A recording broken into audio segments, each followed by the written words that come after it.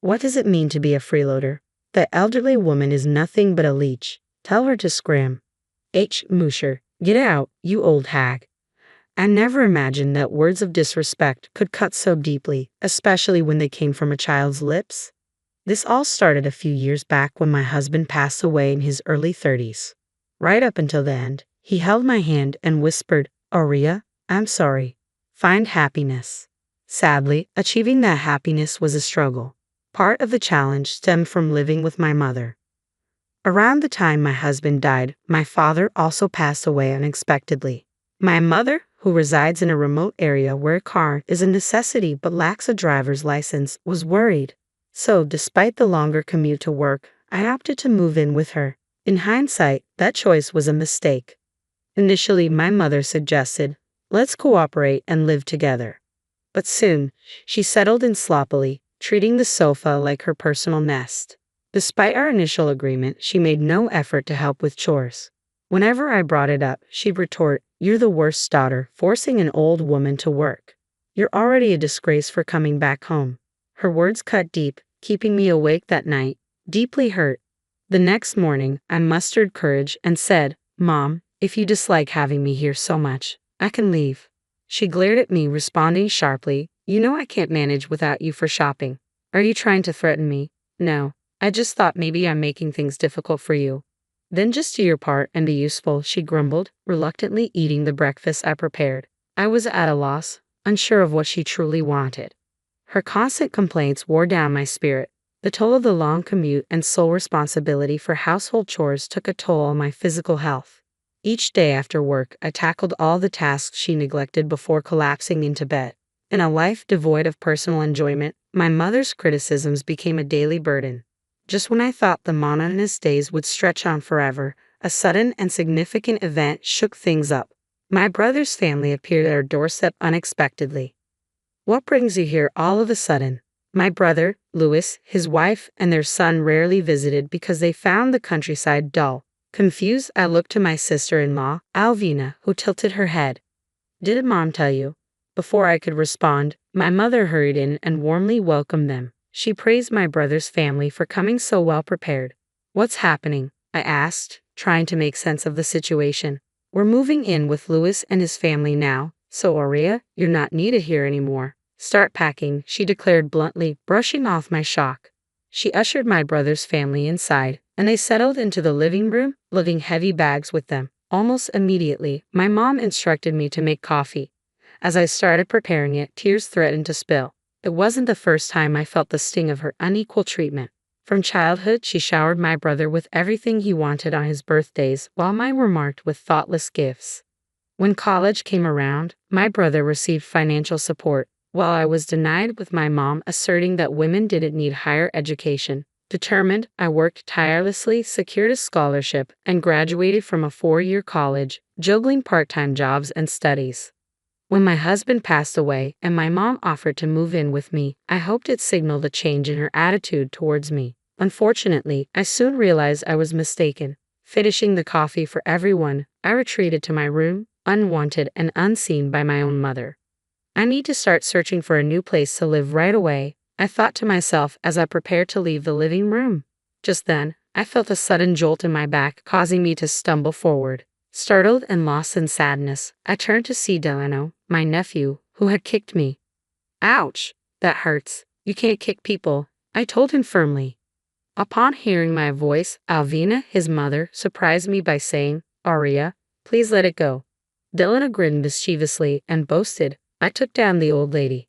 Alvina chuckled and replied, "Yes, you did." Confused and dismayed, I showed them my bruised knee. Isn't it basic to teach children not to kick people? I'm genuinely hurt. Why shouldn't I correct Delano?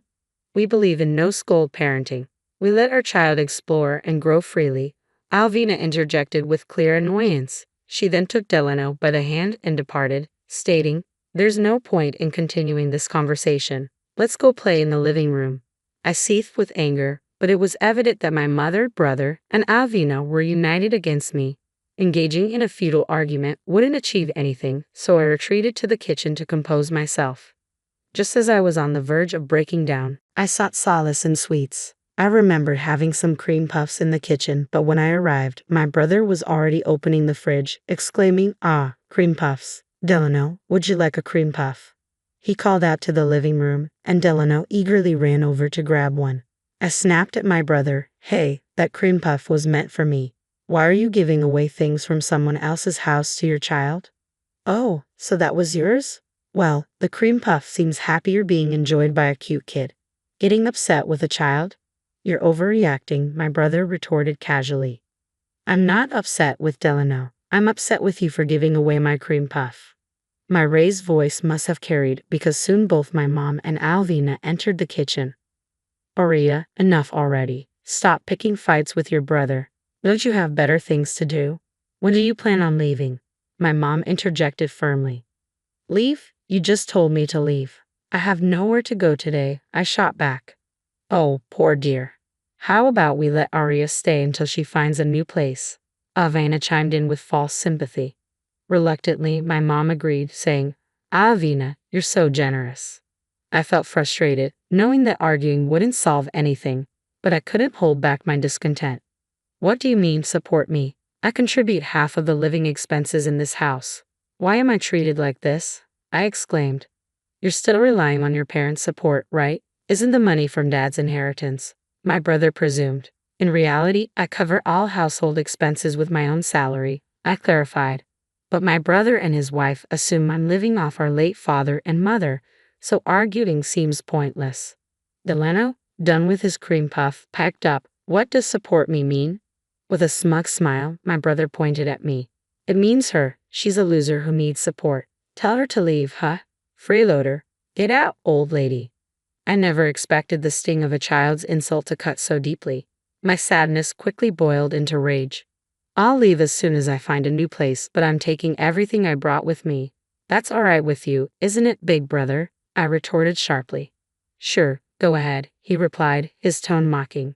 My anger surged to new heights. In that moment, I vowed never to forgive them. Determined, I made plans and set a swift timeline to move out. On the day of my departure, as a final gesture of respect, I surprised my mom and brother's family with a vacation. They eagerly set off, unaware of what awaited them upon their return. I completed my move, imagining their astonished faces when they discovered my absence. Leaving behind a notebook in the living room, I departed for my new home with a renewed sense of independence. The next evening, my phone rang, and I answered to a frantic call from Alvina. "Aria, what's going on? The house is empty. They must be in a panic. Everything from the fridge to the washing machine is gone." I had warned my brother that I would take everything I had bought, and I followed through. When I moved in, everything was old, so I replaced it all. My mom was aware of this. I could hear Alvina shouting at my mom, "Why didn't you stop, Aria?" My mom's feeble response came back, "I never thought she'd actually go through with it." In the background, I could hear Delano crying. They were in more chaos than I had anticipated. Aria claims she bought everything herself, but there's no proof. Didn't she use Dad's inheritance for all of it? My father didn't leave us any inheritance. You and my brother were gone right after the funeral, so you probably didn't know. There's no way you could have sent us that much money just from your pension, Alvina argued. Actually, that money came from me, I clarified. What? Alvina sounded astonished. I paid for everything. Check the notebook in the living room. The notebook contained receipts for every item I had purchased for the household. Alvina looked through it, clearly confused. What does this mean? I explained. I have more financial resources than you and my brother realize. I didn't receive any help with college tuition, which was frustrating, but I used that frustration as motivation. I worked hard during my job search and eventually secured a position at a top-tier company. Accustomed to hard work, I excelled in my role and am now the only woman among my peers on a fast track to promotion. My mom and brother never seemed interested in my work, so I never bothered to tell them, Alvina explained over the phone. Both my mom and brother appeared shaken, but I felt no obligation to prolong the conversation. Feel free to live your life without the burden of supporting me, I calmly stated before hanging up. That night, I slept peacefully in a quiet home for the first time in a while.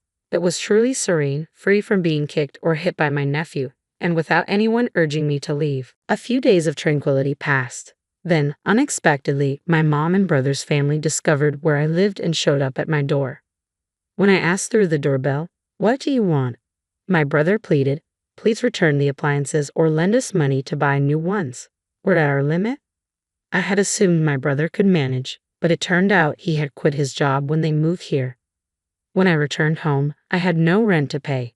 They thought they could live off my mom's pension, what they assumed was my dad's inheritance. When I laughed at their foolishness, my brother became furious and started yelling. Ignoring him, I calmly called the police. Hello, there's a commotion at my apartment entrance, and it's quite frightening. Could you send someone over? The police arrived within minutes, thanks to my proximity to a police station. The security in my new place was outstanding. Anticipating that my family might track me down, I had informed friends of my move and deliberately chosen an apartment close to a police station. I had resolved that if my mom and brother's family ever showed up, I'd immediately involve the police. As expected, they received a stern warning and left in a hurry. After the police intervention, I was confident they wouldn't bother me again. I blocked their phone numbers and email accounts, successfully severing all ties. I later heard updates about my mom and brother's family from local friends. My brother is now working part-time at a grocery store, 90 minutes away by car from our hometown. He's so inept that he gets yelled at daily. In that rural area, there are few job opportunities, so he clings to his job, constantly scolded by a younger manager. My nephew Delano started kindergarten but is struggling to make friends. Thanks to Alvina's lax parenting, Delano has become so spoiled that he's hitting his classmates just as he used to do to me. Word spread among the moms, and now Alvina and Delano are isolated because no one wants to associate with them. Delano's stress manifests in daily tantrums at home, causing chaos and further damaging their already old house. Furthermore, Delano seems to have developed a deep mistrust of people. He won't even leave the house and has stopped going to kindergarten. Alvina spends her days crying, repeatedly asking, "How did it come to this?" As for me, I'm thoroughly enjoying living alone. The desire for my mother's approval vanished when I cut ties, and now I'm relishing the freedom I finally gained. My life is comfortable as I balance work and independence. Living alone can be lonely at times, but I haven't met anyone I like more than my late husband. I hope that someday I'll meet someone I can love as much as him. When that time comes, I'll be ready to start a new chapter in my life.